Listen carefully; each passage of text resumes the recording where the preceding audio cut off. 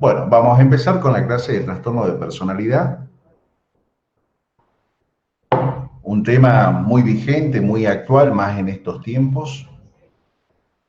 Estos tiempos donde se ven, ustedes han visto que comparado con lo que sucedía en la década pasada, en esta década estamos teniendo muchas patologías que tienen que ver con patologías que se dan en víctimas y los victimarios. Más bien las patologías están dadas en las personas que son por ahí víctimas de abusos sexuales, víctimas de violencia de género, que pueden desencadenar cuadros de estrés, cuadros de depresión, cuadros de trastorno de ansiedad. Y los victimarios de por sí tienen algún perfil que tiene que ver con un trastorno de personalidad.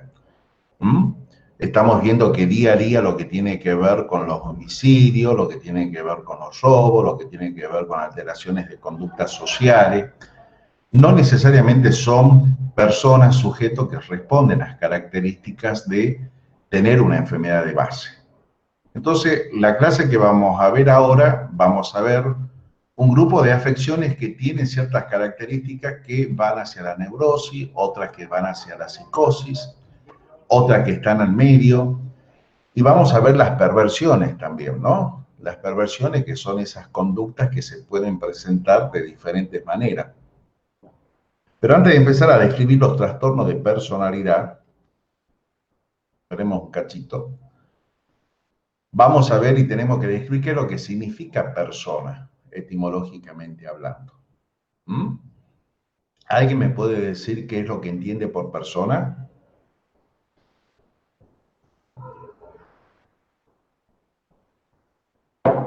Bueno, lo cierto es que persona ustedes van a encontrar muchas definiciones. Pero persona proviene del griego persons. Ustedes saben que los griegos han sido padres de lo que tiene que ver el deporte, han sido padres de lo que tiene que ver el teatro. La manera de que ellos hacían salud mental en esa época era a través de esos teatros abiertos, de los coliseos, en los cuales las personas se entretenían con justamente eso, obras de teatro.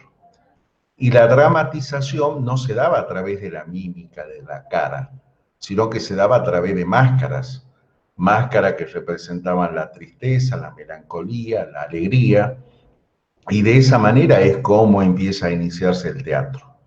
Lo cierto es que persona proviene del griego person, y person significa máscara. Entonces, si lo analizamos un poquito más profundamente desde el campo de la psiqui, vamos a ver que máscara es lo que está delante de la cara. ¿Se entiende? ¿Me escuchan bien? Sí, doctor. Bien. Perfecto. Entonces, las personas en definitiva aparentamos, tenemos, pero todas las personas tenemos nuestro secreto, tenemos nuestros misterios. Hay una película que describía claramente que las personas somos un mar profundo de misterios. Y lo cierto es de que lo que vamos a describir ahora son los trastornos que se producen en las personalidades de los sujetos. Entendiendo por trastorno que es diferente y distinto al concepto de lo que es enfermedad, y ya vamos a ver por qué. En base a esto, ustedes van a ver que personalidad tiene múltiples significados, nos vamos a encontrar con diferentes definiciones. La que nosotros aceptamos es simple, no la vamos a ver desde el término jurídico ni desde lo filosófico, sino que simplemente personalidad es la suma de particularidades que distinguen o caracterizan a cada persona. De tal manera que no vamos a encontrar dos personalidades iguales. ¿Por qué? Porque obviamente no hay dos personas que sean iguales en cuanto a la conducta, el temperamento.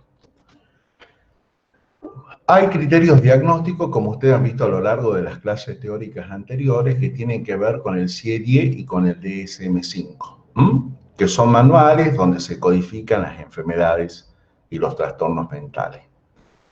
En el criterio del DSM-5, ¿qué es lo característico que tiene que haber como para ir a un diagnóstico de un trastorno de personalidad? El primero es que el patrón tiene que ser perdurable, y es muy dominante, y es inflexible. Produce un malestar clínicamente significativo con un deterioro social, laboral, etc. Si bien es cierto que nosotros decimos que no es una enfermedad y es un trastorno, Pero vamos a ver que muchas veces ese trastorno de conducta produce alteraciones, por ejemplo, a nivel de lo que tiene que ver los neuroquímicos, entonces, por lo tanto, este deterioro de conducta puede producir manifestaciones clínicas. Es de mucha duración. Antes de hablar de trastornos de personalidad en el DSM-3, en el DSM-4, hablábamos desde el inicio en la juventud. Hoy por hoy ha variado tanto que tenemos trastornos de personalidad que se presentan ya en la adolescencia. Y me atrevo a decir que tenemos ahora, últimamente, cuadros que se nos están presentando en esta última década, en la cual vemos niños de 11 años que ya tienen claramente instalados rasgos de trastornos de personalidad. De todas maneras, nos quedemos con el concepto del DSM-5, que es estable y de larga duración y que se inicia en la adolescencia, cuando antes era en el joven y en el adulto joven que aparecía. Y acá está lo que yo les decía, que ya lo vamos a ver enseguida en otra diapositiva, no se explica como una manifestación o una enfermedad mental. Y esto tiene que ver porque no hay una causa, una etiología bien definida, bien específica. Entonces, por lo tanto, los trastornos de personalidad, es decir, los trastornos de conducta, no se atribuyen a efectos fisiológicos de una sustancia o a una enfermedad médica infecciosa traumática. Ahora, ¿qué es lo que dice el CIE-10? El Código Internacional de Enfermedades y el capítulo que corresponde a lo que son los procesos mentales. Lo define como 5 estándares principales que tienen que estar. Primero, que para diagnosticar un trastorno de personalidad tiene que ser permanente, y es muy importante que ustedes sepan que ese trastorno va a estar desviado de las expectativas de la cultura que tenga el individuo. Es penetrable, inflexible, como ya lo habíamos dicho, la iniciación en la adolescencia o temprana adultez, estable en el tiempo, muy rígido, muy firme, y produce malestar subjetivo o deterioro significativo. Ustedes han visto que los criterios diagnósticos son prácticamente parecidos. Pero yo me voy a detener un poco acá en el criterio diagnóstico del CIE-10 que tiene que ver con el punto 1. Dice permanente de ser y actuar que está desviado de las expectativas de la cultura del individuo. Entonces acá es muy importante tener en cuenta de dónde proviene ese individuo, culturalmente cómo ha venido creciendo en su vida, cómo es el componente moral, lo que ya trae incorporado de la casa. ¿Por qué? Porque acá, por ejemplo, si yo voy a entrevistar a una persona que proviene de una cultura precolombina, y ellos tienen muchas cuestiones que tienen que ver con, por ejemplo, los tributos que se le hace a la Madre Tierra, llámese Pachamama, y que de repente está haciendo la ceremonia religiosa para eso a la Pachamama, yo no puedo decir que es algo anormal dentro de la cultura. No, es normal para la cultura y la zona territorial de la cual está esa persona. Lo que sí me tiene que llamar la atención es cuando dentro de esa cultura está desviado el comportamiento y empieza a tener conductas muy llamativas que obviamente impactan a la familia y a nivel social. Entonces, mucho cuidado con el tema de los criterios diagnósticos. Primero, lo que tenemos que ver cuando empezamos a hacer la anamnesis, empezar a ver la inspección, cómo está esa persona, es tener bien en claro de dónde proviene y cómo es la cultura en la cual está.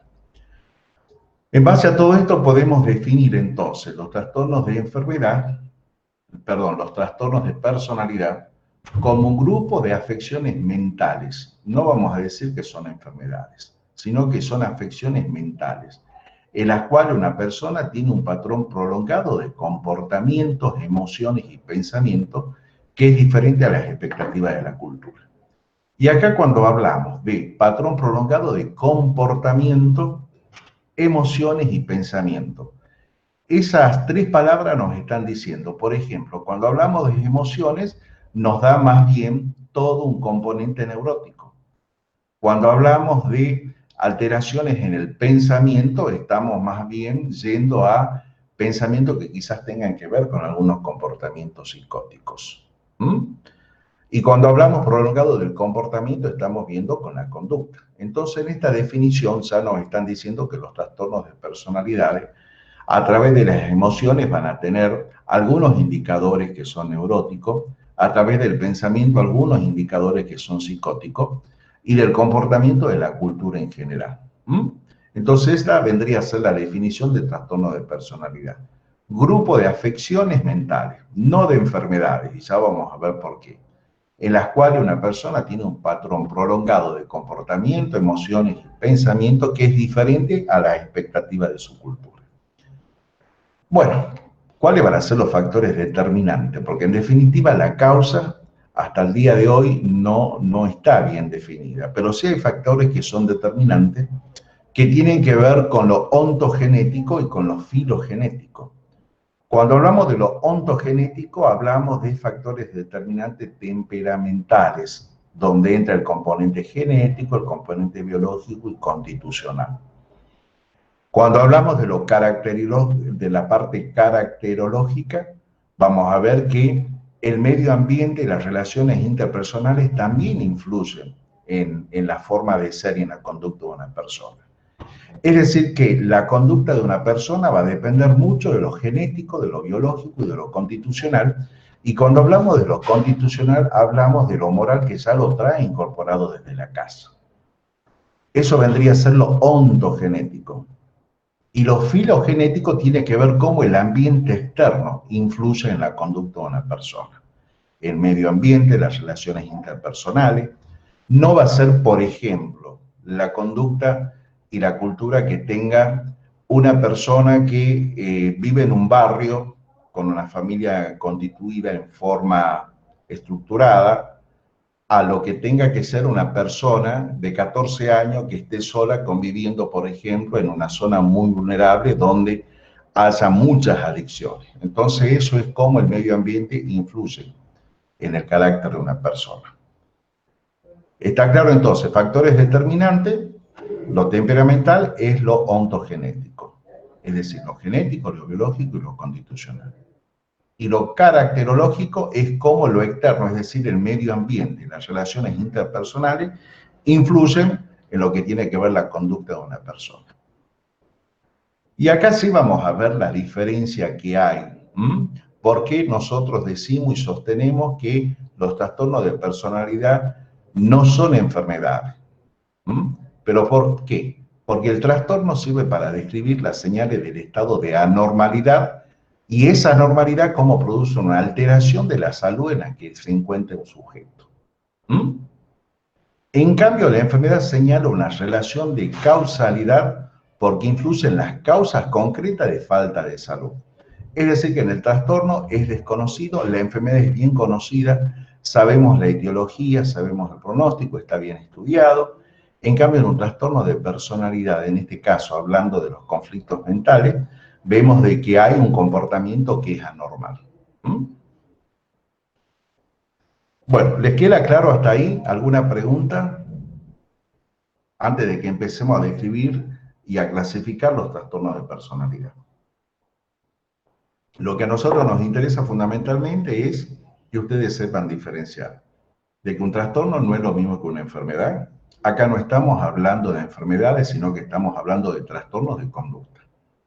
Ahora, ese trastorno de conducta, esa forma de convivir que tiene la persona, puede llegar a producir alteraciones neuroquímicas. Y por lo tanto, ahí la salud se va a ver afectada.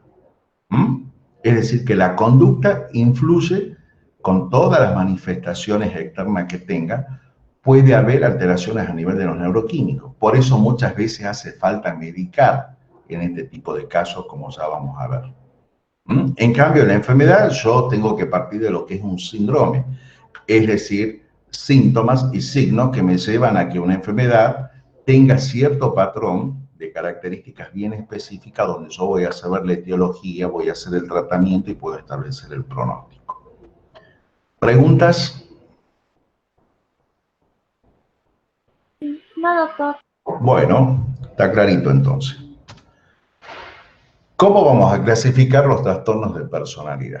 Yo les había dicho de que hay, al principio de la definición, habíamos visto que están afectadas las emociones, están afectados los pensamientos, y es como nos indicaba que si están afectados los pensamientos, vamos a ir a conductas que tienen que ver a rasgos psicóticos.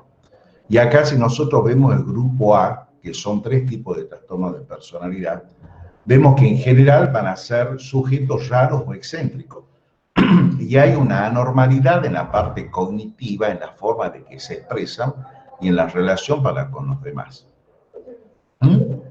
Y aquí nos sale la palabra esquizo, porque tenemos el trastorno de personalidad paranoide, el trastorno de personalidad esquizoide y el trastorno de personalidad esquizotípico.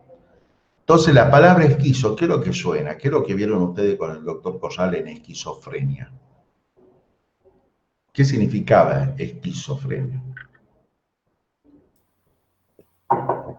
Que estaba partido, pues, separado. ¿Cómo? Estaba separado o partido. Esquizofrenia sería una mente partida. Entonces. O sea que es mente escindida, partida, dividida, ¿no es cierto? Entonces acá nosotros en el grupo A vamos a ver personalidades que tienen algunos rasgos característicos de lo que es la psicosis, llámese por ejemplo la esquizofrenia o la personalidad paranoide, como ya vamos a ver. Bueno, vamos a describir cada uno de estos. Vamos primero al trastorno de personalidad paranoide. Los trastornos de personalidad paranoide se caracterizan porque la desconfianza y la suspicacia es lo característico, es lo que forma parte de la columna vertebral de su comportamiento. Sospecha siempre que los demás lo explotan, que causan daño y por ende le producen decepción. Es decir, que estas personas nunca se sienten confirmadas por lo que son, sino que siempre van a estar sujetas a que el resto del entorno le quiere hacer daño. Preocupación con dudas injustificadas de la lealtad de los amigos o colegas, tiene que ver que siempre va a desconfiar de todo, son personas que no se dejan querer. Desconfía de los demás por miedos injustificados, que siempre todo tipo de información, siempre lo que salga en el Face o algún tipo de comunicado que salga a nivel de la prensa o de lo que sea, lo va a tomar como que es totalmente malicioso para él y que todo lo que tiene en el entorno que lo rodea siempre se va a victimizar, que todo tiene que ver con la maldad hacia esta persona. Esto lleva a que siempre va a vivir con un enojo muy persistente, con un rencor muy persistente.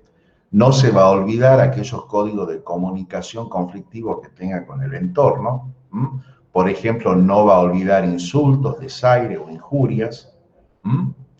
Por ende, son personas que siempre a nivel de su núcleo de confianza, llámese la familia o grupo íntimo de amigos o grupos de trabajo, siempre ahí es donde van a empezar los primeros síntomas de códigos de comunicación que no están claros en estas personas y que llevan a que constantemente tengan dificultades de vínculo. Percepción de ataque o su carácter o reputación que no es apreciable por los demás y disposición a reaccionar rápidamente con enfado o a contraatacar, personas que están constantemente a la defensiva.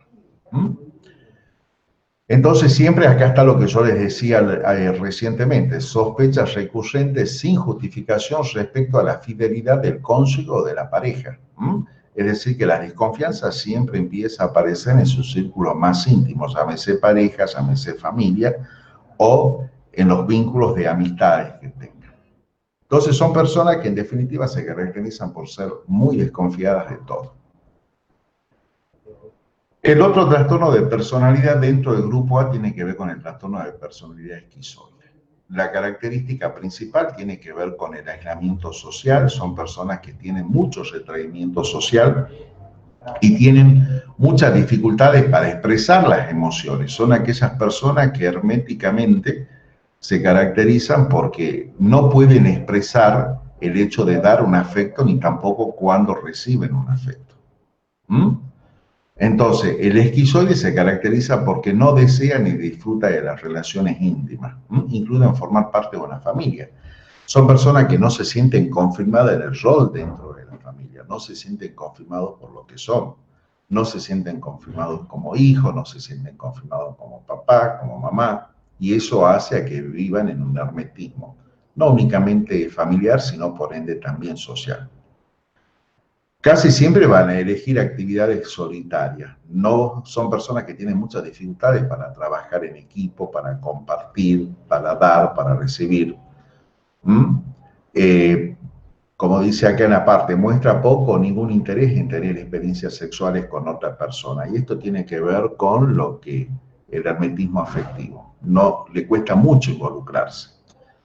Disfruta con pocas o con ninguna actividad. Siempre las actividades de estas personas esquizoides tienen que ver con algo muy solitario y que le produce dentro de todo una característica de no tener aburrimiento y se dedica a hacer generalmente lo que a él le produce una tranquilidad. El aburrimiento puede estar, pero generalmente lo desvía hacia algún pensamiento muy típico que lo puede sostener durante mucho tiempo. Por ende, son personas que no tienen amigos, ni tampoco tienen esta cuestión de confianza a nivel familiar de primer grado. Si hay algún tipo de reconocimiento o algún tipo de alabanza hacia su tarea, es como que muestran una indiferencia total, mucha indiferencia afectiva. Y bueno, lo que yo les decía hace rato, ¿no? Emocionalmente frío, con desapego o con afectividad plana. Es decir, que son estas personas que socialmente están muy retraídas. Hay un retraimiento social y por ende a nivel familiar también. Mucha dificultad para expresar las emociones. Y el tercer tipo dentro del grupo A es el esquizotípico, que acá tenemos que tener muy en cuenta lo que yo les decía en la definición en cuanto a lo que es la cultura de las personas. Y este trastorno de personalidad del esquizotípico se caracteriza mucho con lo que tiene que ver con el ámbito cultural de las personas. ¿Por qué? Por el comportamiento que llegan a tener. El trastorno de personalidad esquizotípico hay un malestar, que es muy en pico, muy agudo, tiene poca capacidad para las relaciones estrechas, hay una distorsión cognitivo-perceptivo y comportamientos que son excéntricos, a diferencia del otro trastorno que habíamos visto, que es totalmente con retraimiento social. Tiene ideas de referencia, con exclusión de los delirios de referencia. ¿Qué es lo que significa esto de las ideas de referencia? Que todo lo que sucede en el entorno y las ideaciones de estos sujetos siempre tienen que ser con que el daño está centrado hacia esta persona. Tienen creencias extrañas o pensamientos mágicos que influyen en el comportamiento. Son personas muy supersticiosas que creen en la clarividencia, en la telepatía o en el sexto sentido, en fantasía y en preocupaciones que son muy extravagantes, es decir, que determinados comportamientos ellos los van a exacerbar, van a crear todo un sensacionalismo para llamar la atención, por supuesto, ¿no?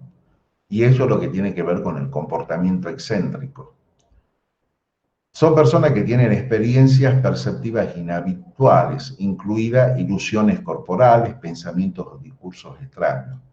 El pensamiento generalmente tiende a ser vago, circunstancial, metafórico, súper elaborado, súper estereotipado. Y esto tiene que ver con el hecho que yo les decía recientemente, cómo exacerban la situación y cómo crean un sensacionalismo de los acontecimientos que pasan en su vida. Tienen ideaciones que son paranoides, esto lleva a que constantemente se sientan victimizados por todo tipo de acontecimientos que pasan. El afecto es inapropiado, muy limitado, a diferencia del anterior, acá puede haber un afecto, pero puede ser un afecto que sea totalmente extravagante, totalmente invasivo, pero aún así limitado, porque acá acuérdense de que hay una distorsión cognitiva. Y suelen tener comportamientos o aspecto extraño, excéntrico o peculiar, no tiene amigos íntimos ni confidentes, aparte de sus familiares de primer grado. Pero dentro de este contexto, por eso es que nosotros decimos que el afecto es inapropiado o limitado, porque el afecto va a ser muy sectorizado dentro de su propio sistema. Pero el comportamiento dentro de su propio sistema familiar va a ser muy excéntrico, siempre va a querer llamar la atención casualmente por estas supersticiones o las creencias en clarividencia o telepatía que puedan tener. Son personas que constantemente van a estar muy relacionadas con las supersticiones, con los pensamientos mágicos, por ahí. Y hay, por supuesto, una ansiedad social excesiva. O sea que son personas que dentro de todo, si bien es cierto que el afecto está en su propio sistema, le cuesta mucho vincularse socialmente. Y tienen alguna tendencia a que por el miedo paranoide y los juicios negativos no lleguen a tener un buen vínculo social. Bueno, el grupo B lo vamos a dejar para el último y vamos a ir directamente al grupo C y después volvemos al grupo B. ¿Está claro? ¿Les parece bien? Sí, profe. Bueno, ¿por qué vamos a ir al grupo C y después al grupo B? Porque el grupo C, acá vamos a ver 3 trastornos de personalidad que tienen muchos de los componentes neuróticos como nosotros lo habíamos visto al principio. Ustedes saben que la diferencia entre psicosis y neurosis está bien claramente definida. ¿Cuál es el síntoma principal de la psicosis? Pérdida del sentido de la realidad. ¿Cómo? Presencia Delirio. de alucinaciones. El delirio y Las las... ideas delirantes y las alucinaciones. Muy bien. ¿Y cuál es el síntoma principal de las neurosis? Ansiedad y Angustia. La angustia. La angustia. Y dentro de las neurosis nosotros vemos que los sujetos que tienen una estructura neurótica son sujetos que el síntoma principal es la angustia, como ustedes lo han dicho, que buscan ayuda, que tienen conciencia de situación, que tienen conciencia de enfermedad, que el juicio no está alterado, y son personas que tienen mucho sufrimiento con el cotidiano convivir. A diferencia del psicótico, el psicótico habíamos visto que el síntoma principal es, como lo han dicho acá, el delirio y la alucinación, no buscan ayuda, no tienen conciencia de situación, no tienen conciencia de enfermedad, el juicio está desviado y fundamentalmente lo que tiene que ver es que viven su mundo de fantasía. Entonces, cuando ustedes han visto el grupo A, han visto que varias de esas características están en estos trastornos de conducta del grupo A. Si nos vamos al grupo C, vamos a ver de que tiende a haber evitación, tiene que haber dependencia, tiende a haber rasgos de personalidades obsesivas compulsivas. Entonces acá vamos a ver que son, a diferencia del grupo A, en el grupo C vamos a ver que son sujetos que están muy vinculados con lo que tiene que ver con el comportamiento y el afecto y las emociones para con los demás. Por eso vemos que en el grupo C decimos ansioso o temeroso, miedo, temor, inseguridad. Y bueno, obviamente esto tiene que ver mucho con las relaciones sociales, con la separación y la necesidad de control. Por eso vamos a ver primero el trastorno de personalidad por evitación. Hay una inhibición social, hay un sentimiento de incompetencia e hipersensibilidad a la evaluación negativa. ¿Y qué es lo que significa esto? Que son personas que tienen mucho retraimiento, mucho miedo, mucho temor a vincularse generalmente a nivel de lo que tiene que ver con lo social, porque eso les genera mucha hipersensibilidad. Son personas que tienen ciertos rasgos de ser fóbicos. No estoy diciendo que esté la fobia instalada, sino rasgos de personalidad fóbica. Y esto va a llevar a que las características sean, por ejemplo, que evita las actividades laborales que implican un contacto interpersonal significativo por miedo a la crítica, la desaprobación o el rechazo.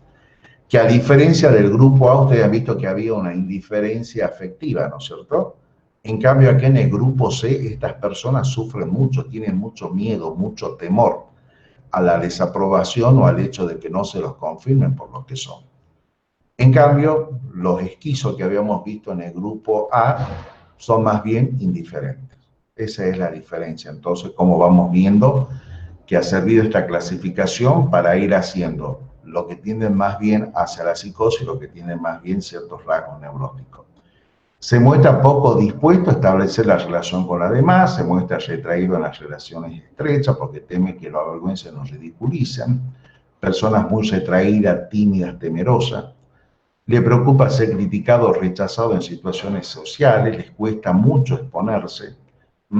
Se muestra muy inhibido en las relaciones interpersonales. Se ve a sí mismo como inepto, socialmente hablando. y se muestra extremadamente reacio a asumir riesgos personales o a implicarse en nuevas actividades, es decir, en nuevos desafíos. El otro tiene que ver con el trastorno de personalidad por dependencia, que no es que sea el polo opuesto del anterior que habíamos visto. Pero acá sí hay mucho apego, hay mucha cuestión de dependencia que tiene que ver con la dependencia emocional. ¿Por qué? Porque necesita imperiosamente que lo cuiden, lo contengan, lo protejan. Tiene un comportamiento que es muy sumiso, un apego que es muy exagerado, y el miedo más bien no es hacia la exposición con los demás, sino el miedo es a la separación, a que lo dejen solo o abandonado. Entonces, en este trastorno de personalidad por dependencia, está bien clarito acá cuáles son los rasgos. Le cuesta tomar decisiones cotidianas sin el consejo y la tranquilización que les pueden dar las otras personas. Necesita permanentemente sentirse confirmado y aprobado por las personas de su sistema para poder seguir caminando por la vida. Si está en desacuerdo, tiene dificultades para expresar y decir lo que está mal. Generalmente son personas que se guardan esos conceptos.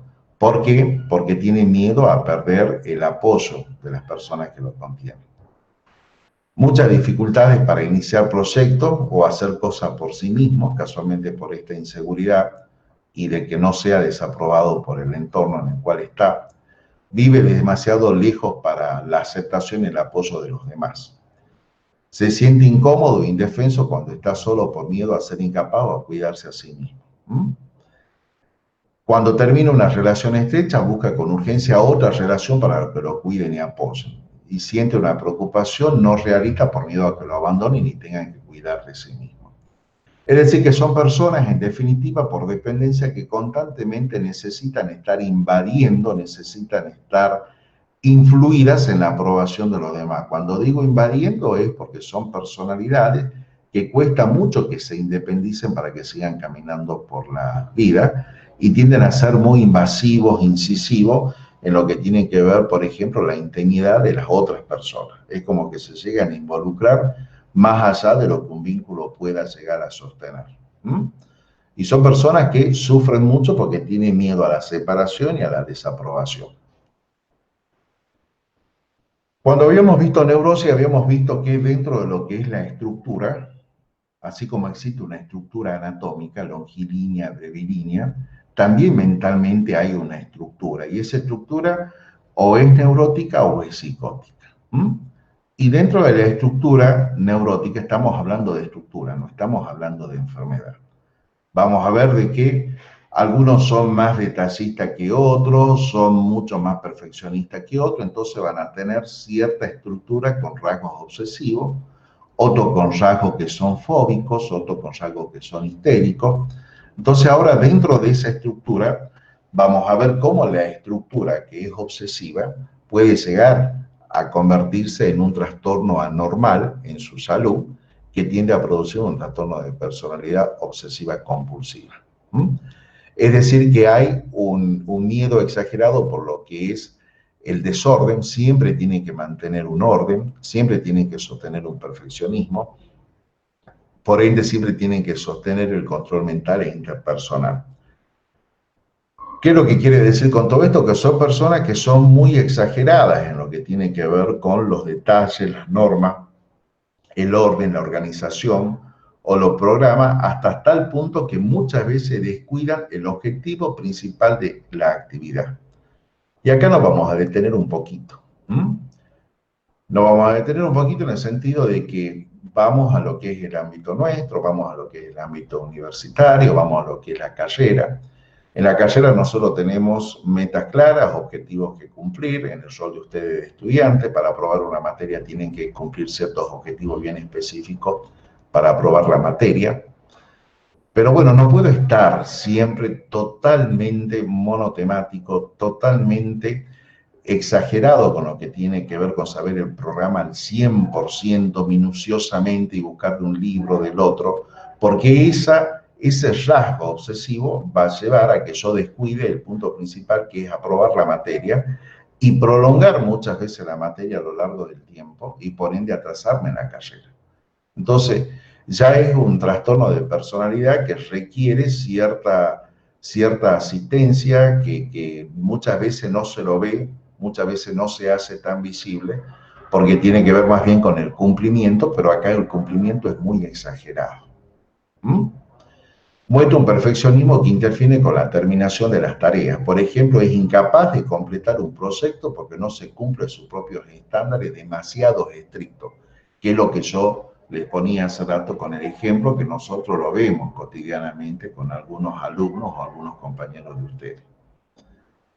Muestra una dedicación excesiva al trabajo y a la productividad que incluye en actividades de ocio y los amigos. Es demasiado consciente, escrupuloso e inflexible en materia de moralidad, ética o valores. Es incapaz de deshacerse de objetos deteriorados o inútiles. Está poco dispuesto a delegar tareas o trabajo. Es avaro hacia sí mismo y hacia los demás. Considera el dinero como algo que se ha de acumular para catástrofes futuras. Muestra rigidez y obstinación. ¿Qué es lo que significa esto? Que son personas que les cuesta desprenderse de lo material. Vamos al grupo B, que es lo que yo había dejado para el último, porque este grupo B se relaciona mucho con lo que vamos a ver con la psicopatía. El grupo B son los dramáticos, emocionales o erráticos. Acá este grupo de personalidad se caracteriza porque tiene muchas dificultades para adaptarse a la norma, a la regla, a la ley. Tienen generalmente a violar las normas. Son personalidades que tienen cierta tendencia a ser impulsivas. La emoción puede estar muy exagerada, ser muy excesiva y por ende en algunos casos va a haber mucha megalomanía, mucha grandiosidad. Entre este grupo de enfermedades tenemos, por ejemplo, el trastorno de personalidad antisocial. Que a este trastorno de personalidad lo vamos a describir ahora como la característica principal es la inatención, la vulneración a los derechos de los demás. Se produce desde los 15 años de edad y que se manifiesta por 3 o más de los siguientes hechos, como ya lo vamos a ver. Incumplimiento a las normas sociales, respecto al comportamiento legal, que se manifiestan por actuaciones repetitivas, que son motivo de detención. ¿Qué es lo que significa esto? Todos tenemos un componente ético y todos tenemos un componente moral. O sea, todos tenemos ciertas normas morales que la traemos ya incorporadas de la casa. Y lo ético tiene que ver cómo me tengo que adaptar al marco de las normas institucionales, llámese la escuela, un club deportivo, un club religioso, la facultad. Entonces acá todas esas normas institucionales, sociales, se tienden a ver totalmente vulneradas y totalmente fuera del contexto porque son personas que no las respetan a las normas. Entonces, por ende, son engaños que se manifiestan por mentiras repetidas, utilización de alias o estafa para provecho o placer personal. Acá hay mucha manipulación no únicamente de lo que tiene que ver con el afecto, sino manifestaciones de manipulaciones muy objetivas, porque las mentiras repetidas llevan a obtener un beneficio personal. Impulsividad o fracaso para planear las cosas con antelación. Hay una irritabilidad y agresividad que se manifiesta por peleas o agresiones físicas repetidas. Son personas muy sensibles, muy susceptibles, que generalmente siempre están en conflictos para hacerse notar en su presencia. Tienen cierto grado de irresponsabilidad constante que se manifiestan por incapacidad repetida de mantener un comportamiento laboral estable, coherente y cumplir con las obligaciones económicas. Hay ausencia de remordimiento que se manifiesta con indiferencia o racionalización del hecho de haber herido, maltratado o robado a alguien. ¿Qué significa ausencia de remordimiento? Que son personas que no tienen culpa. Son personas que no sufren por la culpa. Hay acá el hermetismo que tiene que ver con lo afectivo es totalmente estructurado desde el punto de vista de la psicopatía, como ya vamos a ver enseguida en unas cuantas diapositivas de psicópata. Entonces son personas que en definitiva no tienen culpa. Los trastornos de personalidad, esto que tiene que ver con la violación a la norma, antes lo veíamos desde los 15 años. Ahora lo estamos viendo desde la preadolescencia, lo estamos viendo desde los 12, 13 años. Es algo que nos está preocupando mucho. Ustedes han visto de que a lo largo de la prensa que se muestra diariamente, tenemos niños que tienen claramente conductas homicidas. Entonces, todo eso es algo que va cambiando con el cotidiano convivir de estos tiempos. Trastorno de personalidad límite es lo mismo que trastorno de personalidad borderline. Acá sí hay una inestabilidad con las relaciones interpersonales. Vamos a ver que son personas que constantemente necesitan llamar la atención para sentirse confirmados por lo que son. Esto lleva a que tengan mucha inestabilidad en su estado de ánimo. Puede haber irritabilidad y puede haber también por otro momento, puede haber una disforia, como ya lo vamos a ver.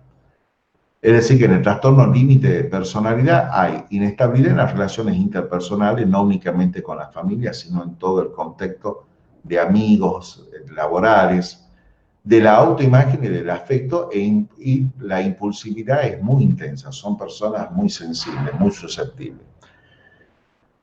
Y todo esto, ¿por qué lo hacen? Porque quieren evitar el desamparo o el abandono real, pero también el abandono imaginado. Porque muchas veces no es que lo quieran abandonar. Una cosa, por ejemplo, es estar solo, otra cosa es sentirse solo. Y acá también tiene que ver con el sentir. Muchas veces no es que estén totalmente abandonados, sino que se sientan abandonados.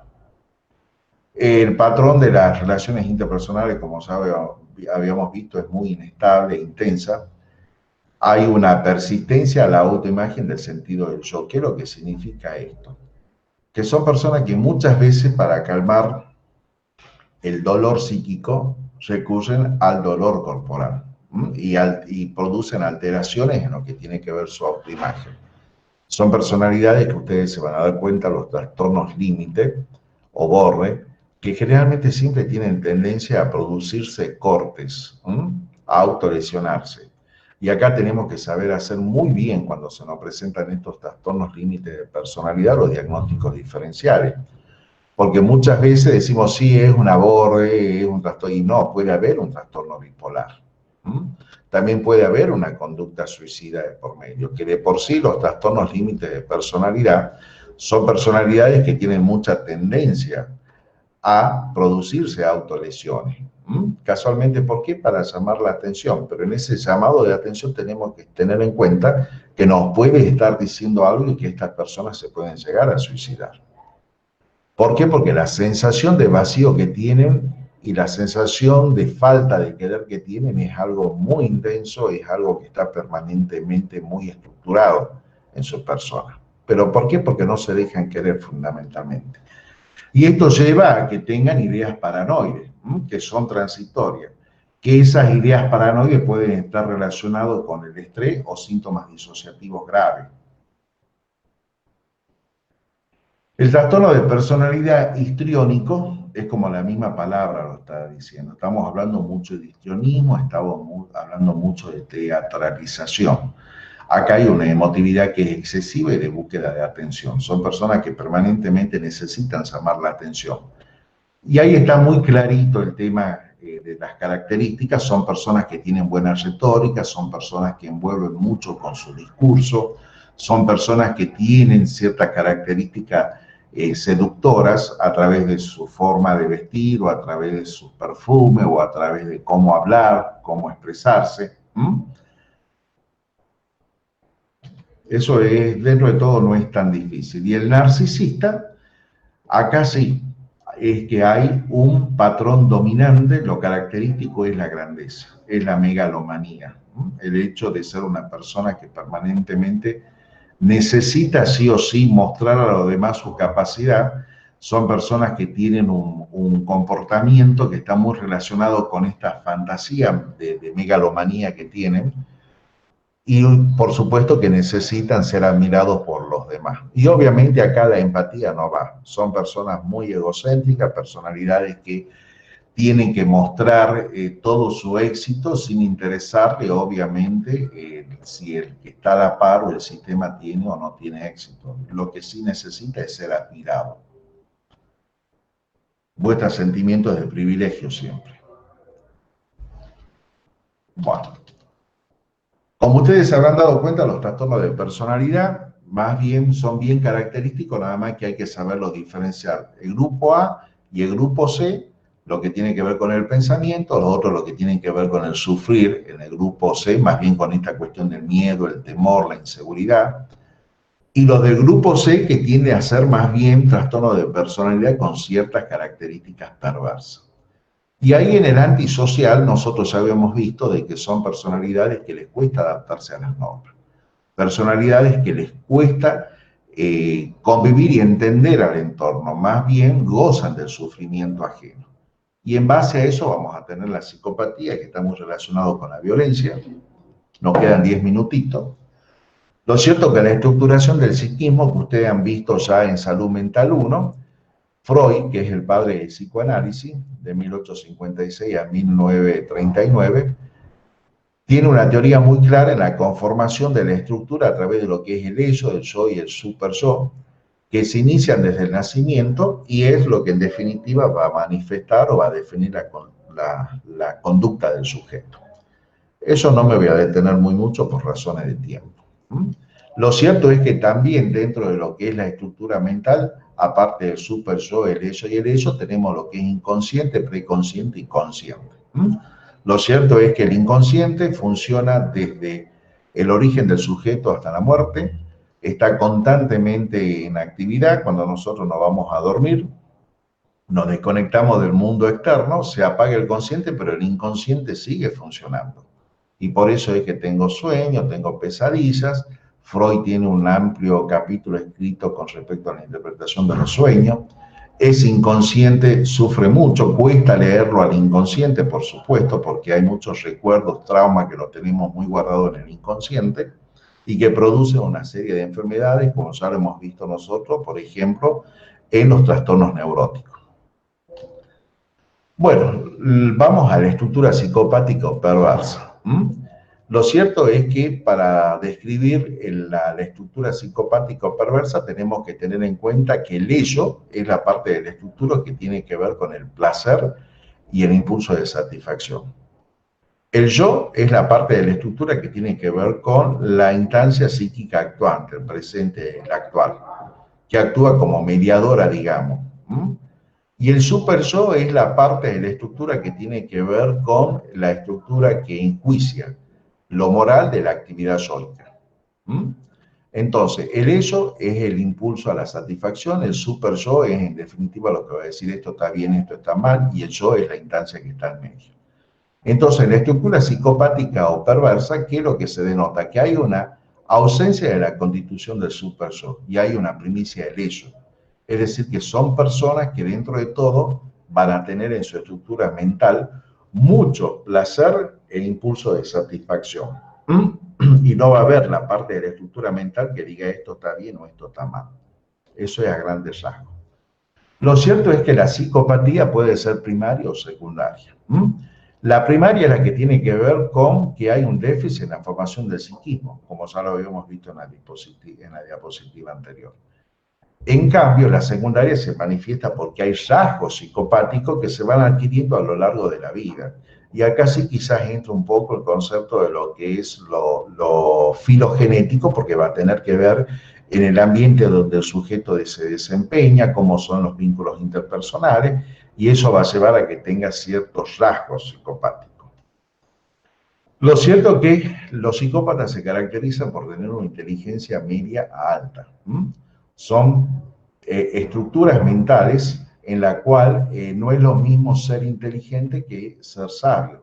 Estas personas no es que sean sabios, sino que son muy inteligentes para leer las dificultades que tienen las otras personas.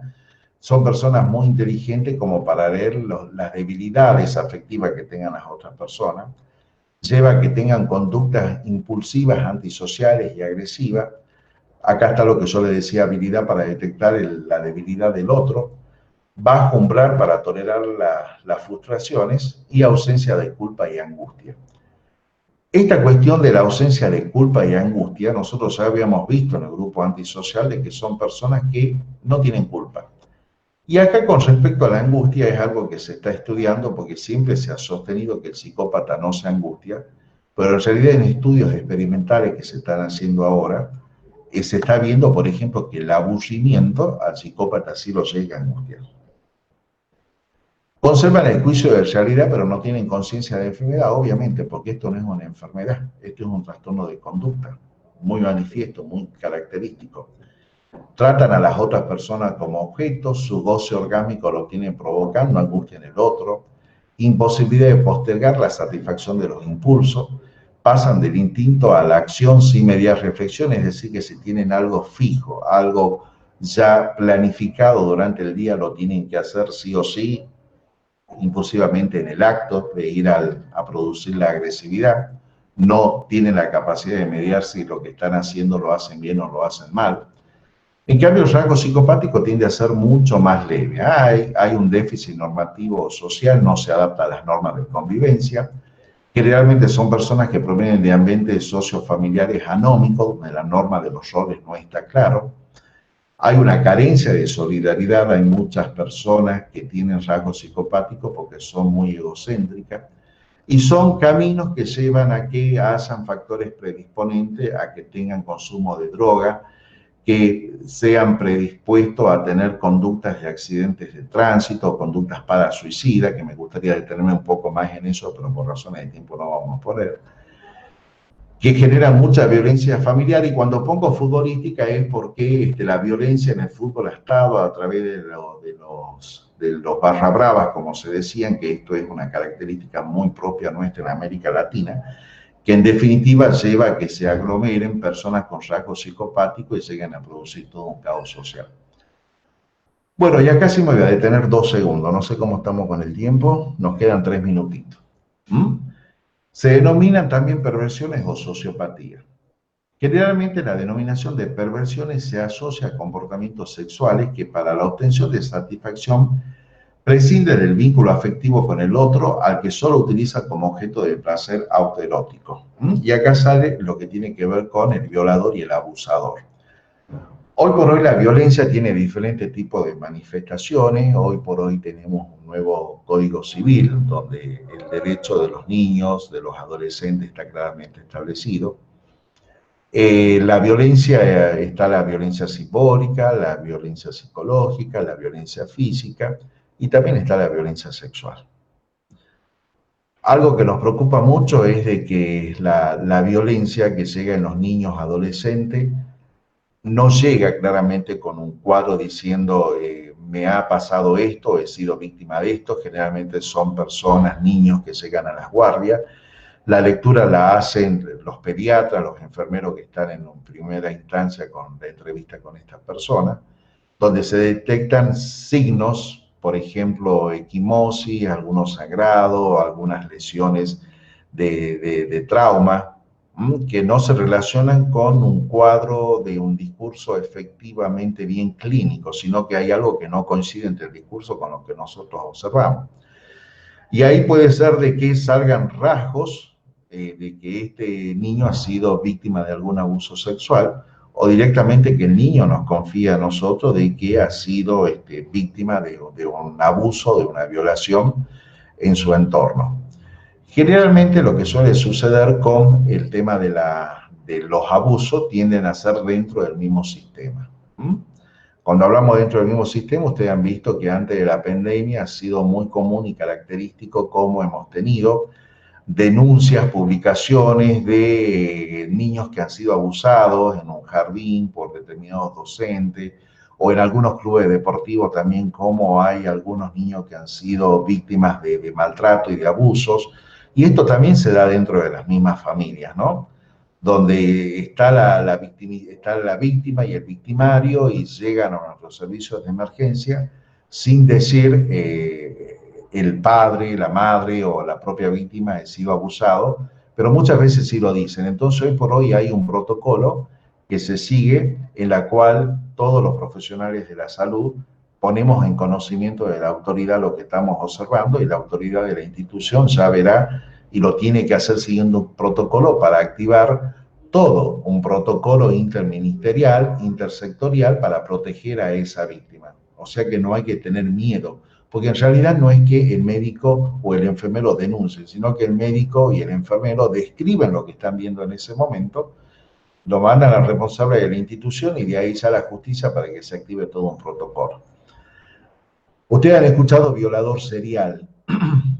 El violador serial es el que tiene mucha violencia, sigue en un modus operandi muy característico, que acá en Tucumán y en Argentina tenemos casos de violadores seriales que siguen un modus operandi, que van dejando algunos rasgos o no, como para burlarse de la justicia. Son personalidades psicópatas que en definitiva tienen tendencia, por ejemplo, a decir, bueno, en esta semana mi objetivo es agarrar víctimas de color caoba, de pelo color caoba. Y así van produciendo, obviamente, estas conductas muy perversas. Es decir, que la perversión puede estar muy vinculada con lo que es el propio sistema, llámese familiar, el sistema laboral o el sistema deportivo, el sistema educativo, o puede estar fuera del sistema en el caso del violador serial, donde ataca a las víctimas siguiendo un modo operandi. Ahora, y con esto ya terminamos la clase, hay una diferencia entre lo que es el violador y abusador, que hoy por hoy está costando que nos pongamos claramente de acuerdo a lo que es la parte de justicia, salud, la parte de salud social. Lo cierto es que el violador utiliza mucha violencia, en cambio el abusador tiene más bien tendencia a tener conductas dentro del mismo sistema, conductas seductoras. Es decir, que es mucho más prolongado en el tiempo cómo la víctima y el victimario conviven, y generalmente el victimario utiliza conductas seductoras con la víctima. Pero la seducción no tiene que ver con la emoción, sino más bien con lo material. Qué sé yo, a comprarle juguete, a empezarle a regalar mayor carga en el celular, por así decirlo. Bueno, y con esto terminamos la clase de hoy. Lo cierto es que el trastorno de personalidad es un capítulo muy amplio dentro de lo que es el componente de la salud mental, porque da lugar a muchas interpretaciones con un rasgo netamente científico, académico, en la cual tenemos que saber diferenciar lo que es enfermedad y lo que es un trastorno.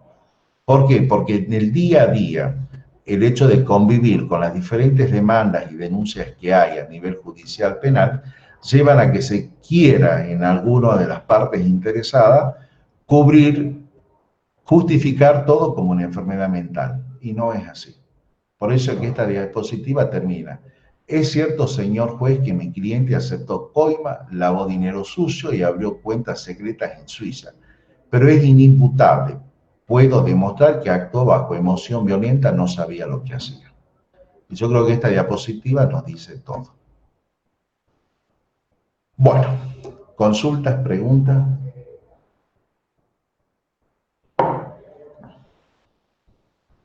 ¿Estamos?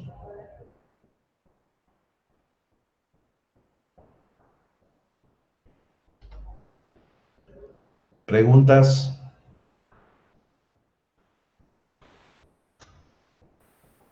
No, doctor, muchas gracias. No, profe, muchas gracias. ¿Han entendido claramente la diferencia entre grupo A, B y C? Sí, sí. Sí, doctor. Puede ser que en algunos casos se puedan hallar mezcladas, digamos, algunos tipos de trastornos de la personalidad. Sí, puede ser que tengamos una mezcla, y sí, hay una mezcla. Porque, por ejemplo, vamos al trastorno límite de personalidad, el trastorno borderline.